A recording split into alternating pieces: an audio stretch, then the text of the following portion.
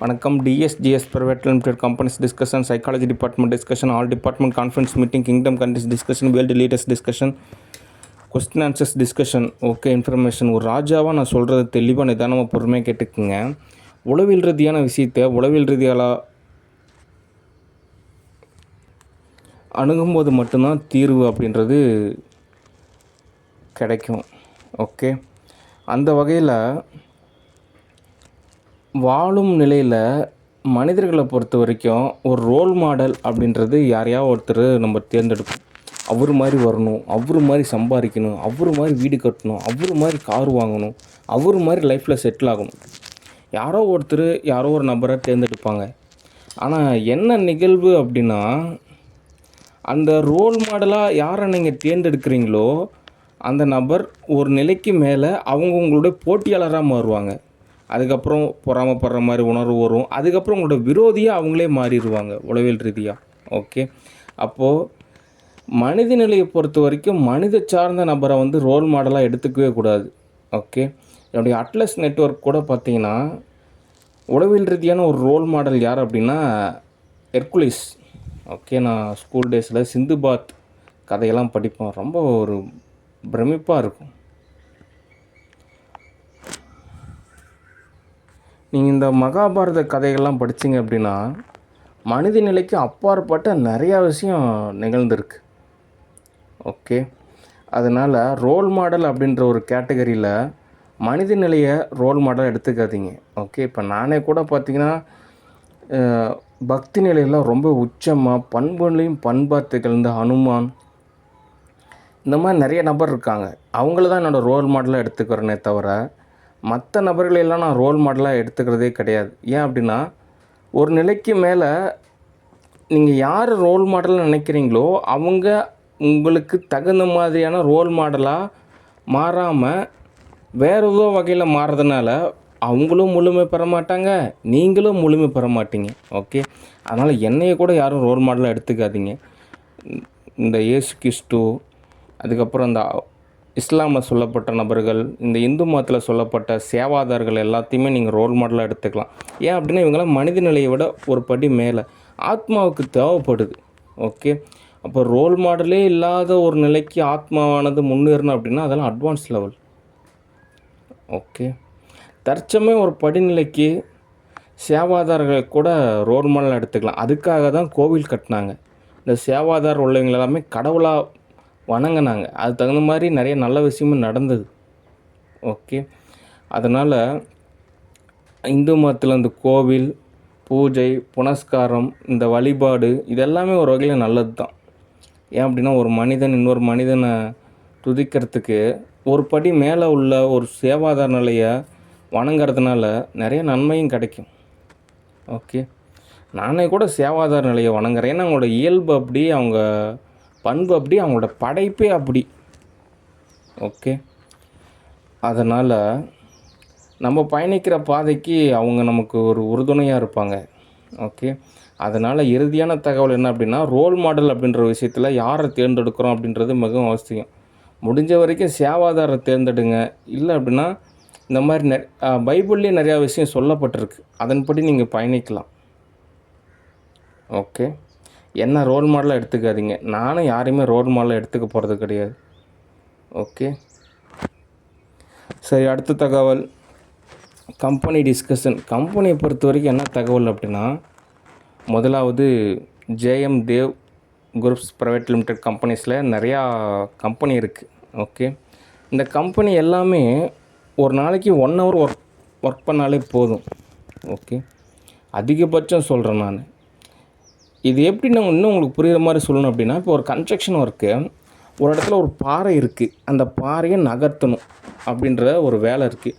இப்போது அந்த காலத்தில் அந்த வேலை எப்படி செய்வாங்கன்னா, ஒரு 10 நாள் அந்த வேலை செய்வாங்க. பொறுமையாக அந்த பாறையை நகர்த்துறதுக்கு எதாவது தோதோ அந்த வகையில் செயல்படுவாங்க. அதுக்கப்புறம் அந்த பாறையை அந்த இடத்துலேருந்து இன்னொரு இடத்துக்கு எடுத்துகிட்டு போய் வைக்கணும் அப்படின்னா எப்படி பார்த்தாலும் ஒரு 1 month வேலை செய்வாங்க. ஓகே, இப்போ ஒரு நவீன காலகட்டத்தில் ஒரு இடத்துல ஒரு பாறை இருக்குது, அதை நகர்த்தி எடுத்துகிட்டு போய் அந்த ஒரு வேறு இடத்துல வைக்கணும் அப்படின்றப்போ க்ரைனை பயன்படுத்துவாங்க. 1 hour அந்த வேலையை முடிச்சிருவாங்க. ஓகே, அந்த காலத்தில் ஒரு பாறையை நகர்த்துறதுக்கு 1 மாதம் எடுத்துக்கிட்டாங்க. ஆனால் இந்த காலத்தில் 1 மணி நேரத்தில் அதை சாத்தியப்படுத்துகிறாங்க. அப்போ டெக்னாலஜி மாறி இருக்குது. ஓகே, அதனால் கம்பெனியை பொறுத்த வரைக்கும் ஒரு நாளைக்கு 1 ஹவர் ஒர்க் பண்ணாலே போதும். அதிகமாகலாம் நீங்கள் வேலை செய்ய தேவையில்ல. ஒரு நாளைக்கு 1 மணி நேரம் ஏதோ ஒரு வேலை, அட்லீஸ்ட் டிஸ்கஷனாவது ஓகே அப்படின்றப்போ கம்பெனியானது மேன்மையாகும். ஓகே, அடுத்து கம்பெனியை பொறுத்த வரைக்கும் ஃபேமிலி இன்வால்வ் ஆகிறது அப்படின்றது தோதாகாது. ஏன் அப்படின்னா, உணர்வு ரீதியான நிலைக்கு ஆட்படுறப்போ மிஸ் அண்டர்ஸ்டாண்டிங் ஏற்படலாம், அல்லது வேறு ஒரு நபர் இன்வால்வ் ஆகிறப்போ மிஸ் அண்டர்ஸ்டாண்டிங் ஏற்படலாம். மொத்தத்தில் கம்பெனி அப்படின்றது ஒரு நிலையான வருமானம் வழங்கப்படணும் அப்படின்றப்போ பிளாக் செயின் கான்செப்ட் தான் அறிமுகப்படுத்தலான் இருக்கேன். இந்த அக்கௌண்ட்ஸு, இந்த சேல்ஸு, இந்த ட்ராக்கிங்கு, இந்த சென்சாரு எல்லாமே பார்த்திங்கன்னா பிளாக் செயின் கான்செப்டில் கொண்டு வர்ற மாதிரியான ஒரு சிஸ்டத்தை உருவாக்கலான் இருக்கேன்.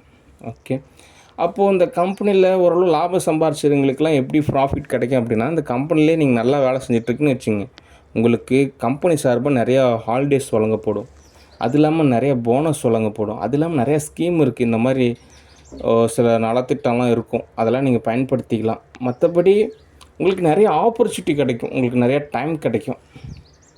அதில் நீங்கள் வெவ்வேறு தொழில் போது பார்த்து நீங்கள் ஓரளவு சம்பாரிச்சிக்கலாம். ஓகே, ஏன் அப்படின்னா கம்பெனியும் ஒரு லிமிட்டேஷன் தான். ஓகே, அதனால் ஓரளவு பாதுகாப்பு அப்படின்றப்போ பிளாக் செயின் கான்செப்ட் தான் இனிமேல் கம்பெனியை பொறுத்த வரைக்கும். ஓகே, அடுத்து தேவ் ஃபவுண்டேஷனை பொறுத்த வரைக்கும் அதே பிளாக் செயின் கான்செப்டில் தான் கொண்டு வரலான் இருக்கேன். ஓகே, ஏன் அப்படின்னா இந்த பிளாக் செயின் கான்செப்ட்லாம் ஓரளவு நடைமுறைக்கு வர்றப்போ வேற ஒரு கிரகத்தில் ஒரு 100 வருஷம் வாழ்ந்துட்டு இருந்தால் கூட இடத்துல அந்த கம்பெனியானது அப்படியே ஒரு சீரான நிலையில் தரமாக இயங்கிக்கிட்டே இருக்கும். ஓகே, இன்வெஸ்டர் கேட்டகரிக்கு பிளாக் செயின் கான்செப்ட் தான் கரெக்டு. ஓகே, சரி, அடுத்த தகவல் கவர்மெண்ட் டிஸ்கஷன். கவர்மெண்ட்டை பொறுத்த வரைக்கும் என்ன தகவல் அப்படின்னா, ஒரு இணைப்பு அப்படின்றது மிகவும் அவசியம். ஓகே, அந்த வகையில் deposit receipt, fund, donation, welfare அதெல்லாம் ஓகே தான். ஆனால் அந்த உளவியல் ரீதியான ஒரு இணைப்பு தேவைப்படுது. ஓகே, அந்த வகையில் எல்லாருமே ஒரு மனித நிலையில் இருக்கிறதுனால ஒரு அன்பு, பாசம், ஏதாவது அந்த மாதிரியான உணர்வு நிலையெல்லாம் இருக்கும். அப்படின்றப்போ ஆக்டர் விஜயை பொறுத்த வரைக்கும் அவர் முதலமைச்சர் இப்போது. ஆனாலும் ஆரம்ப காலகட்டத்தில் நான் சாப்பிட்டேனா, சரியாக தூங்கினேனா, எனக்கு போட்டுக்கிறதுக்கு ட்ரெஸ் இருக்கா, என்கிட்ட காசு இருக்கா, அப்படிலாம் உண்மையாலுமே கேர் செஞ்சுக்குவா. அப்படி இன்னும் அதே பதத்தில் இருக்கிறது எனக்கு ஒரு மிகப்பெரிய ஒரு வியப்பாக இருக்குது. ஏன் அப்படின்னா, ஒரு பதவி, எல்லா வசதியுமே ஓரளவு பூர்த்தி ஆயிடுச்சு, ஆனால் நிறையா டேமேஜு, அவங்க ஃபேமிலி சூழ்நிலை அப்படி மாறிடுச்சு. எல்லாம் கடந்து ஒரு சூழ்நிலைக்கு எல்லாம் தோதானதுக்கு அப்புறமும் இன்னும் அதே ஒரு நிலையில் எனக்கு ஒரு வியப்பாக இருக்குது.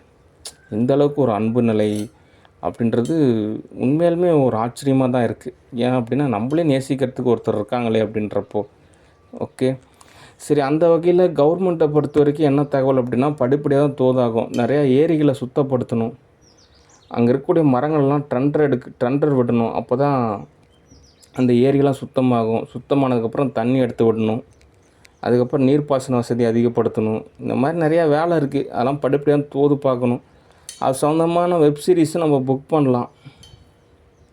ஓகே, அதே மாதிரி கவர்மெண்ட்டை பொறுத்த வரைக்கும் ஆல்ரெடி எல்லாமே சுரண்டிட்டு போயிட்டாங்க. அதனால் கொஞ்சமாவது ஒரு உண்டியல் மாதிரி வச்சுக்கோங்களேன். கவர்மெண்ட் உண்டியலில் எந்த காசுமே இல்லை, இருந்த சில்லற காசு வரைக்கும் எல்லாம் எடுத்துகிட்டு போயிட்டாங்க. அதனால் அப்பப்போ ஒரு 5, 10, 20, 30, 40, 50 அந்த கவர்மெண்ட் உண்டியலில் போட்டிங்கன்னா தான் அது எடுத்து செலவு பண்ணுறதுக்கு தோதாகும். ஓகே, அதனால் நிறைய பேர் கவர்மெண்ட்டு சார்பாக ஏதாவது ஒரு ஃபண்டு கொடுங்க, டொனேஷன் கொடுங்க, நிறைய கம்பெனி வாங்க, தமிழ்நாட்டில் தொழில் அமைங்க, சரியான வகையில் எல்லாம் தூது பாருங்கள். நிறைய வெளிநாட்டு நபர்கள்லாம் தமிழ்நாட்டுக்கு சுற்றுலா வாங்க, அப்போ தான் அந்நிய செலவாணி அதிகமாகும். அதனால் கவர்மெண்ட்டு கஜானாவை கொஞ்சம் அதிகப்படுத்தணும், அப்போ தான் செலவு செய்கிறதுக்கு தோதாக இருக்கும்.